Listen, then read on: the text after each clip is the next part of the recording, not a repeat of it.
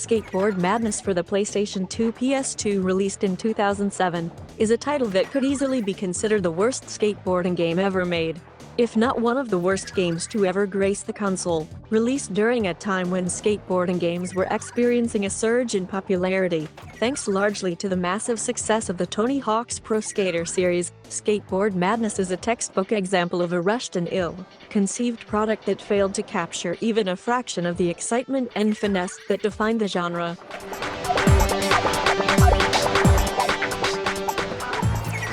Skateboard Madness not only seems to have been distributed by Phoenix Games, but was also developed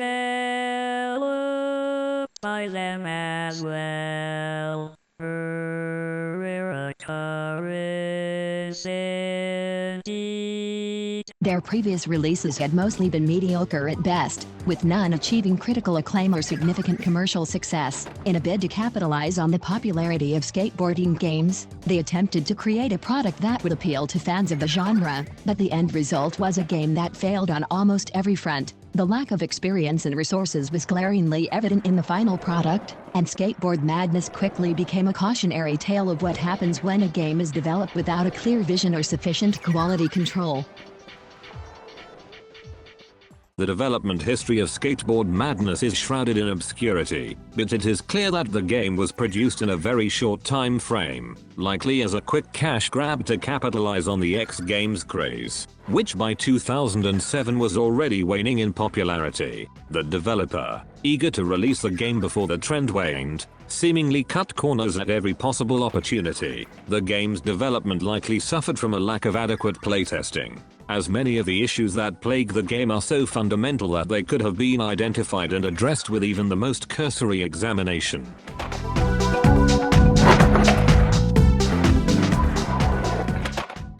There is little evidence to suggest that the game underwent significant iterations during its development. The final product feels more like a beta build than a finished game, with rough, unpolished edges everywhere. The graphics, controls, and gameplay all feel like they were slapped together hastily, with no thought given to how they would work as a cohesive whole.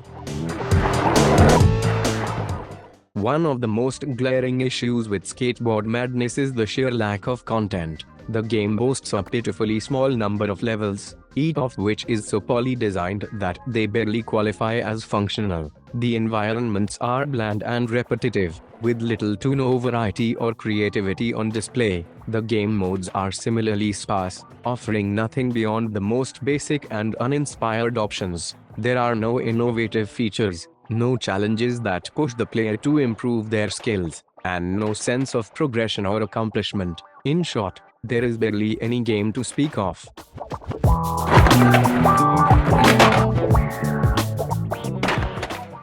The graphics are abysmal, unacceptable by even the standards of the time, where the PS3 had already been on the market for a whole year. Released in an era when the PS2 was capable of producing stunning visuals, the textures are muddy and pixelated, the character models are blocky and poorly animated, and the environments lack any sort of detail or polish. The game looks worse than many PS2 launch titles, which is a damning indictment of the lack of effort that went into its development. Everything about the visual presentation screams unfinished, as if the developers ran out of time and were forced to ship the game in whatever state it happened to be in.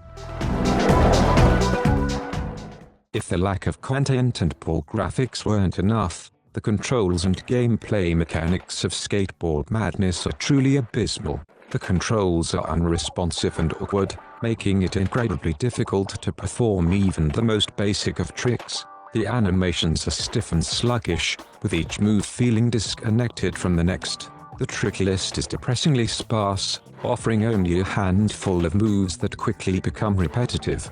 Worse still, the game doesn't even require players to complete trick animations to earn points. As long as the input is registered and the player doesn't fall off the board, the game will reward them with points. This fundamentally undermines any sense of challenge or skill, reducing the game to little more than a mindless button-mashing exercise.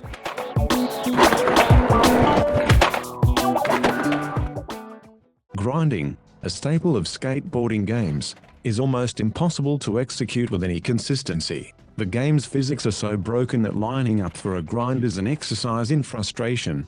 And even when the player does manage to land a fat one homeboy B, the game's janky mechanics make it difficult to maintain balance. Conversely, falling off the board is alarmingly easy. Unlike other skateboarding games, where the player has some degree of control over their character's movements in the air, Skateboard Madness punishes players for the slightest deviation from the direction the camera is facing. If the player jumps and doesn't land perfectly aligned with the camera, they will inevitably bail, resulting in an infuriatingly narrow margin for error. Another major flaw in Skateboard Madness is its approach to progression and replayability. The game offers several playable characters, but the only difference between them is their skin textures. There are no unique abilities or stats to distinguish one character from another, making the choice of character completely superficial. Moreover, the game forces players to unlock levels by completing challenges with each individual character. This means that if a player wants to experience all the levels with all the characters,